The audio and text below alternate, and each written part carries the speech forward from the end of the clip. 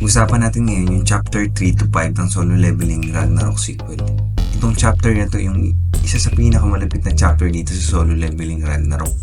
Dahil dito, matutuklasan na ni Suho yung talagang kanyang kapangyarihan. Nagkaroon nga ng dungeon breakout sa University School ni Song Suho. Makikita dito na halos lahat ng tao sa university ay naging zombie na. Kung tawagin ay Miss Burn. Kasama sa naging zombie ay ang mga hunter na Rank B at Rank C. Dito nga sa chapter na to, ang makakabangga niya ay si Kim Jong-soo na si Rank Hunter. Hindi nga umubra ang ating bida dahil nga ngayon pa lang niya natuklasan ang kanyang tunay na kapangyarihan. Makikita natin dito na sinubukan ni Song Suho na tumakas sapagkat alam niyang malayo ang lakas niya sa kanyang kalaban.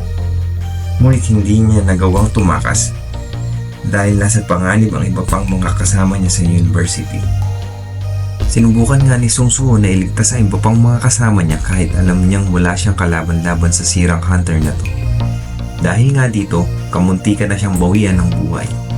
Dito, makikita biglang pumasok ang isa sa pinakamalakas na shadow ng kanyang ama na si Biro. Nakita ni Biro ang kalagayan ng Young Monarchs kaya dahil dito, dali-dali niyang tinapos lahat ng infected na monster sa university. Makikita natin dito na matagal na nakasubaybay si Virus sa batang Monarch. Pagkatapos nga ng insidente sa university, ang ating Young Monarch ay nakatulog ng 2 araw. Inakala niya na panaginip lang ang lahat.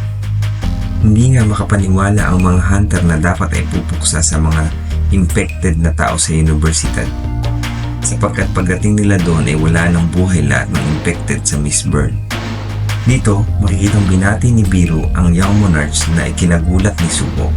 Wika niya na lahat ng kanyang panaginip ay may katotohanan. Na itong si Biro pala ay talagang matagal na niyang kilala. Sinabi rin ni Biro na ang kanyang ama ay nagsarado sa kanyang kapangyarihan upang mabigyan siya ng maayos na buhay. Pinaliwanag din dito na umalis si Song Suho upang maprotektahan ang mundo sa Gods of Outer Space na kung tawagin ay Itarim. Tinanong din ng Young Monarch kung nasaan ang kanyang ina na ikinagulat ng dalawa. Inakala ni Suho na magkasama ang kanyang ama at ang kanyang ina. Sa nalaman ng Young Monarch, nagkaroon siya ng lakas ng loob upang maging malakas. Dito, magsisimula ang totoong training ng ating Young Monarch. Dito sa chapter 5, makikita natin na desidido na talaga ang ating Young Monarch para maging malakas. Pumasok siya sa lagusan na kung saan ang Shadow Monarch lang ang pwedeng magbigay permiso. Nang makapasok na si Song Suho sa Shadow Dungeon, muli siyang namangha. Sapagkat pamilyar sa kanya ang lugar, lumabas ang quest notice kay Suho at ang sabi dito na kailangan niyang makasurvive ng 4 na oras. Nang hindi inaasahan, bigla siyang inatake ng isang goblin.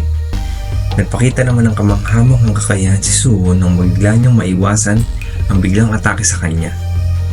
Hindi naman nag-aksaya ng oras ang ating bida at agad niyang tinapos itong goblin upang hindi na makapagtawag ng mga kasama. Napakaraming goblin ang pumalibot kay Suho. Tinanong niya muli si Bero kung maaari ba siyang tulungan, ngunit ang sagot niya ay hindi dahil nga malayo siya sa King Monarch. Kailangan niyang tipirin ang kanyang mana.